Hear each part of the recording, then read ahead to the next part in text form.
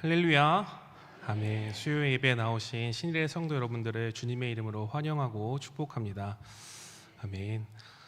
매주 찬양의 자리로 서는 자리인데 또 다른 떨림이 있는 듯합니다. 이 시간 이 앞에 서 있는 사람의 모습은 지워주시고 오늘 선포되는 하나님의 말씀을 통해서 하나님의 은혜와 사랑만이 드러나기를 소망합니다. 아멘. 여러분, 방황이라는 말 알고 계신가요? 사람이라면 누구나 한 번쯤 해봤을 법한 그 방황, 사전적인 의미는 이리저리 헤매이다 또는 목표와 방향성을 잡지 못하고 갈팡질팡함이라는 뜻을 가지고 있습니다. 저도 어릴 때 약간의 방황을 해봤었습니다. 모태 신앙으로도 자라나서 교회를 열심히 다니다가 청소년 시기가 딱 되자마자 내가 왜 예배를 드리고 있지 하는 마음을 가지고 예배의 자리에 나오지 않게 됐습니다. 그 방황의 시간이 20대 초반까지 이어졌었던 것 같습니다. 그런데 어느 날 친구들을 만나기 위해서 이 교회에 딱 들어섰는데 청소년부 시절에 선생님으로 계셨던 선생님을 우연치 않게 만나게 됐었습니다. 선생님이 저에게 다가와서 이렇게 얘기해 주셨습니다. 참 잘 왔다. 너를 위해서 너의 친구들과 내가 매주 기도했었었는데 친구들한테 혹시 그 이야기 들어본 적 있느냐 하는 말이었습니다. 사실 별것 아닌 것 같은 그 우연치 않은 일을 계기로 저는 방황을 멈췄었던 것 같습니다. 오늘 본문의 주인공 히스기야 왕은 남유다의 13번째 왕입니다. 히스기야는 악한 왕이다 라고 표현되는 자신의 아버지 아하스의 뒤를 이어서 왕이 되었습니다. 그의 아버지 아하스는 유다 사람들을 방황의 길로 들어서게 만들었다 할 수 있는 악한 왕으로 평가되고 있습니다.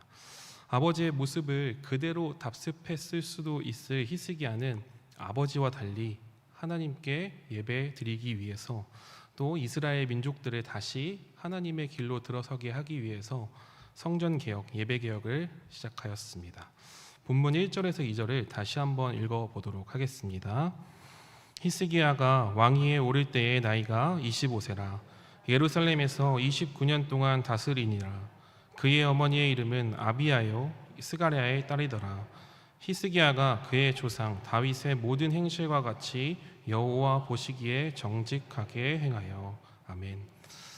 히스기야는 그의 나이 25세에 예루살렘 왕으로 즉위하여서 29년 동안 남유다를 다스리게 됩니다.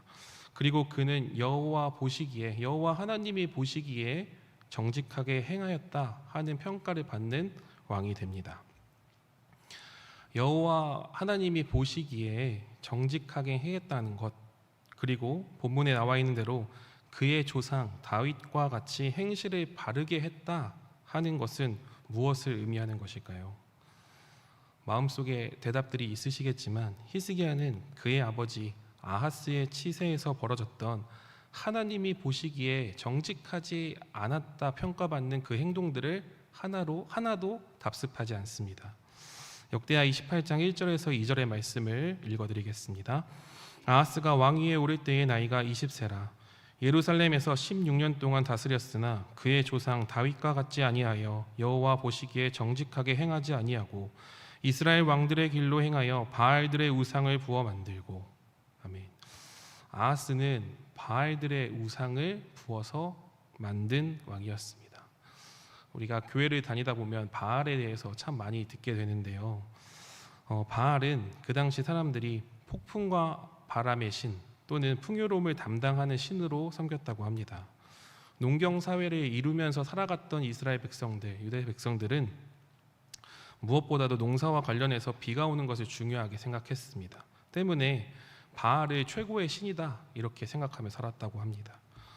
건기 또는 우기임에도 불구하고 비가 오지 않는다면 바알이 잠을 자고 있어서 비가 오지 않는다 생각해서 바알을 깨우기 위해 제사를 드렸다고 합니다.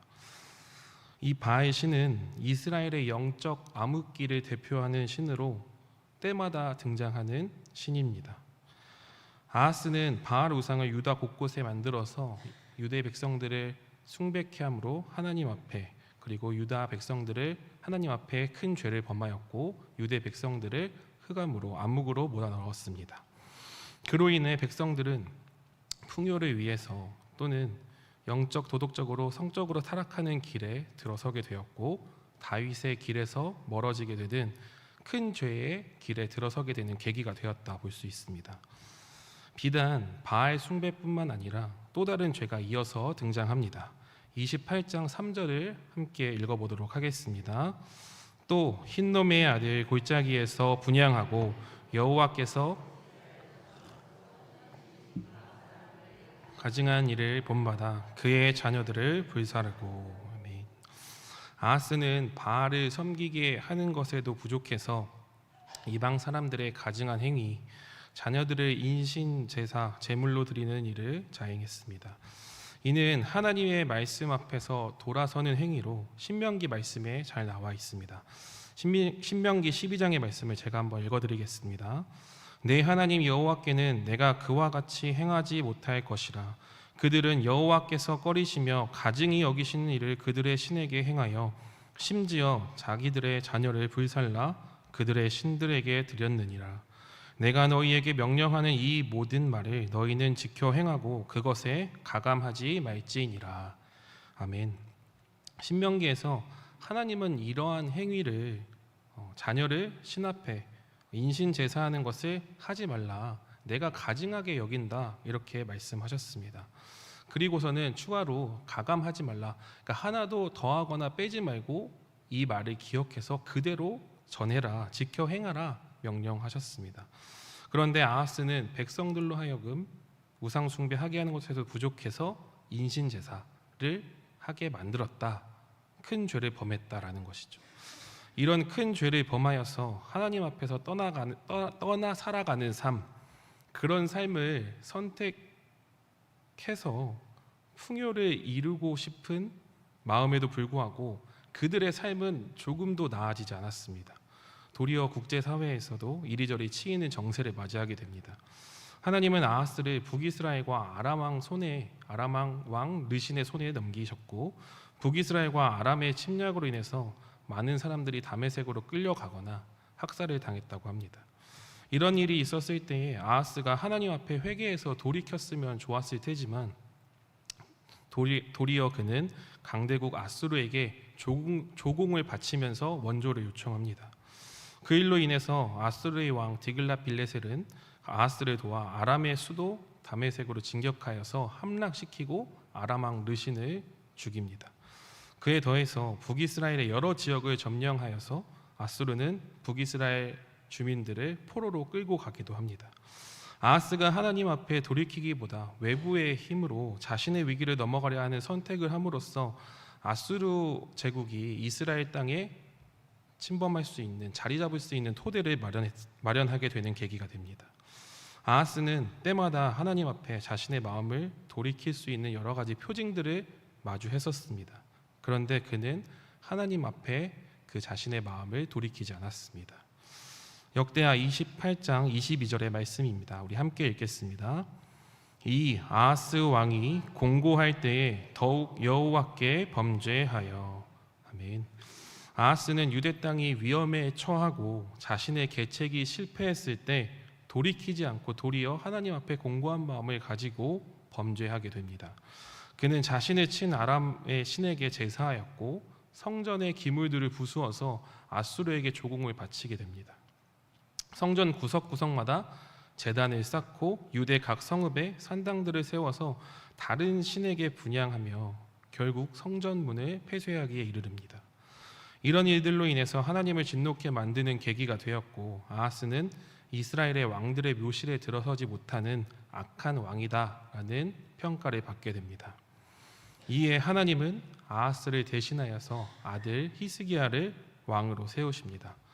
그리고 히스기야는 왕으로 즉위하자마자 성전 개혁을 실행합니다. 이스라엘 백성들은 시내산에서 율법을 받기 전에, 성소가 없기 전에 각 가정에서 유월절을 지켰다고 합니다. 그 후로도 매해 첫째 달에 유월절을 지켜야 했습니다. 그런데 성경을 읽다 보면 가나안 정착 이후에는 유월절을 잘 지켰다 하는 내용이 나타나 있지 않습니다.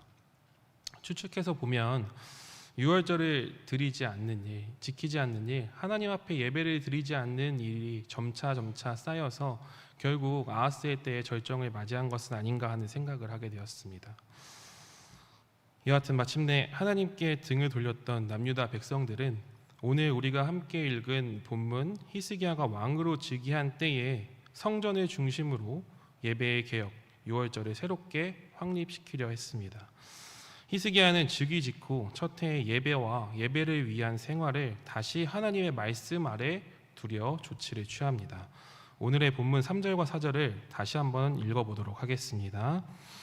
첫째 해 첫째 달에 여호와의 전 문들을 열고 수리하고 제사장들과 레위 사람들을 동쪽 광장에 모으고. 아멘. 히스기야는 먼저 성전 문을 활짝 열고 수리하였습니다. 그리고 남아있는 제사장들, 레위인들을 모았습니다. 그리고 그들에게 이렇게 전합니다. 너희는 성결해라. 더러운 것, 이방신에게 제사드리려고 만든 성소들을 모두 폐쇄해라.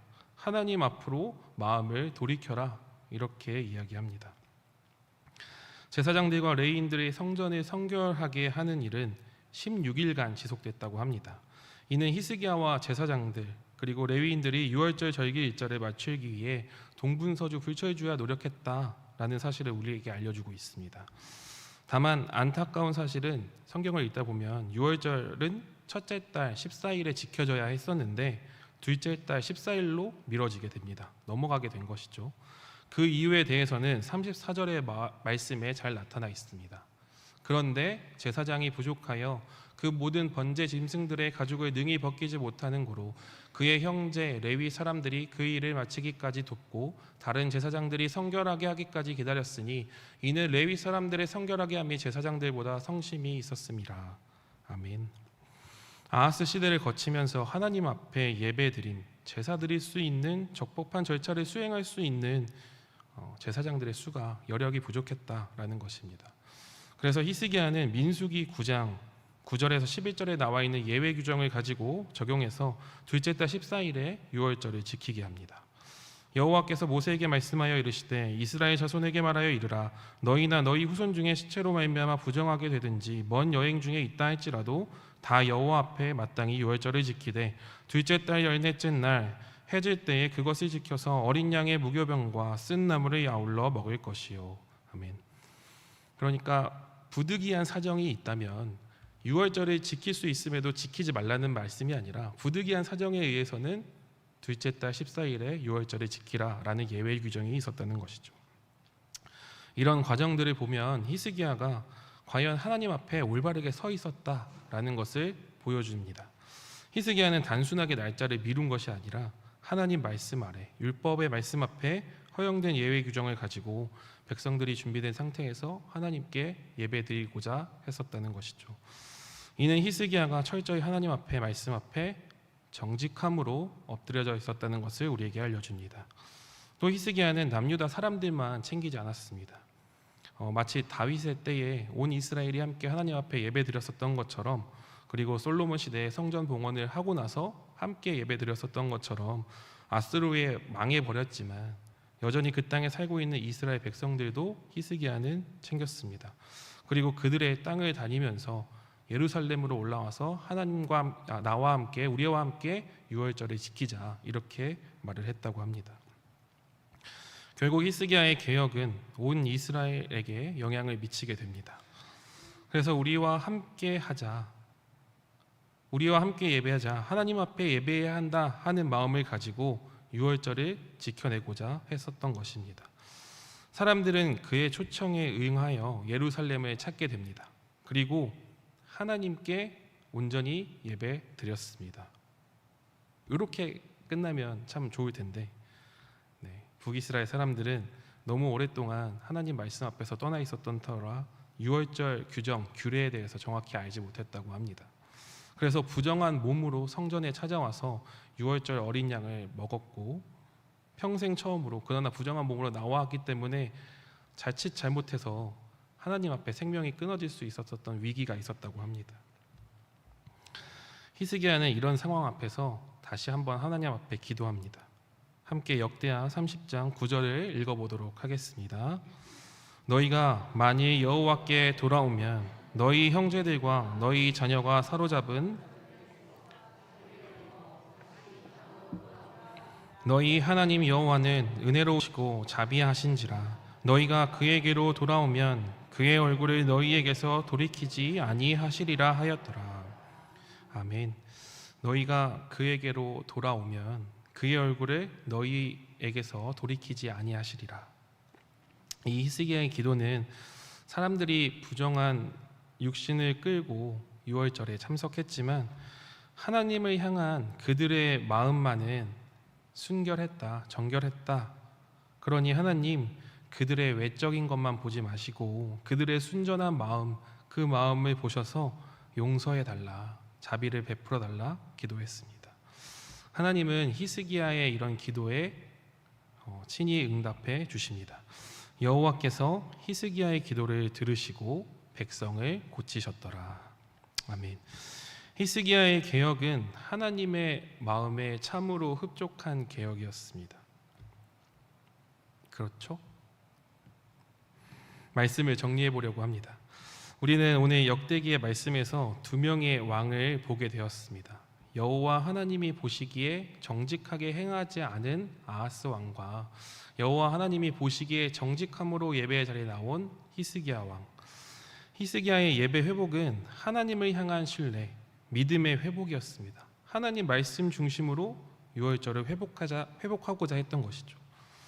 예배 회복과 말씀에 근거한 개혁은 하나님을 점점 잊고 우상 앞에서 범죄를 저질렀던 이스라엘 백성들에게 타협없음, 무엇보다 온 백성이, 온 공동체가 오랜 방황의 길에서 떠나서 하나님을 예배하기로 결정한 아주 중차대한 사건이었다라는 것을 우리에게 보여주고 있습니다. 결국 히스기야의 종교개혁은 한 개인 또는 우리 공동체만 잘 살고자 하는 그런 데 있는 것이 아니라 온 이스라엘, 온 백성들이 한 마음으로 하나님께 예배하는 것에 초점이 있었다라는 것입니다. 오늘을 살아가는 우리에게도 어쩌면 방황하고 있을지 모르는 우리의 삶에도 말씀을 향한 회복과 예배를 향한 회복과 갈급함이 있어야 할 줄로 믿습니다. 네, 말씀을 준비하다가 문득 어릴 때 예배의 자리에 있었던 일들이 스쳐 지나갔습니다. 이 많은 신앙의 선배님들께서 여러 문제를 직면했을 때 무엇보다 하나님 앞에 부르짖기를 멈추지 않으셨던 모습들이 떠오르면서 교회에 나오면 언제나 기도의 자리에 있었던 믿음의 선배님들이 많이 생각나기도 했습니다. 그리고 그런 분들이 계셨기에 오늘날 우리가 이 자리에서 시원한 에어컨 바람을 맞으면서 예배 드릴 수 있는 것은 아닌가라는 생각을 하며 감사하기도 했었습니다. 그런 일들이 과거에만 일어나는 것이 아니라 과거에만 있는 것이 아니라 오늘날 우리에게도 앞으로 함께 살아가야 할 우리의 미래에도 계속해서 일어나기를 소망해 봅니다. 아멘. 오늘의 본문 2절의 말씀을 다시 한번 제가 읽어보도록 하겠습니다. 히스기야가 그의 조상 다윗의 모든 행실과 같이 여호와 보시기에 정직하게 행하여. 아멘. 유다는 아하스 아래에서 절망적인 상태, 하나님이 계시지 않는 것과 같은 상태에 도달했습니다. 그러나 마침내 히스기야의 때에 온 이스라엘을 향한 회복의 길이 열리게 됩니다. 남유다와 북이스라엘 모두 그들이 자행했던 배교를 용서받을 수 있게 됐고 그들은 하나님 앞에서 하나의 공동체로 한 이스라엘이 되어서 하나님 앞에 예배드리게 됩니다. 그들이 삶을 돌이켜서 인생을 돌이켜서 하나님께로 방향을 맞추었을 때 우리의 어떤 모습과 상황과 환경과 상관없이 자비하신 하나님께서 역사하셔서 받아주셨다는 것이죠. 비단 오늘의 말씀 속에서만 이런 일이 있으리라고 생각하지는 않습니다. 우리가 읽는 하나님의 말씀, 성경에는 심판이 항상 존재합니다. 그러나 하나님의 말씀은, 하나님의 이야기는 심판으로 끝나지 않습니다. 아하스의 시절에도 그랬고 히스기야의 시절에도 그리고 우리를 구원하러 이 땅에 오신 예수님의 시대까지 어쩌면 주변 상황과 환경, 우리가 살아내야 하는 삶은 우리에게 호의적으로 다가온 적은 한 번도 없었을 것입니다. 그런데 이 호의적이지 않은 삶 속에서 당장에 내 눈앞에 닥친 상황, 내 이익만 바라며 하나님 없이 예수님 없이 세상의 기준을 쫓으려고 하는 그 마음, 하나님을 등지고 따로 가려 하는 그 마음이 가장 큰 문제가 아닌가 함을 돌아봅니다. 오늘날 여전히 한치 앞이 보이지 않는 것만 같은 시대임에도 불구하고 주님께서 보여주신 길을 따라 걷기를 말씀을 믿음으로 붙잡아서 그 믿음의 경주를 끝까지 완수해내시는 여기 계시는 신뢰의 성도 여러분들이 되시기를 소망합니다.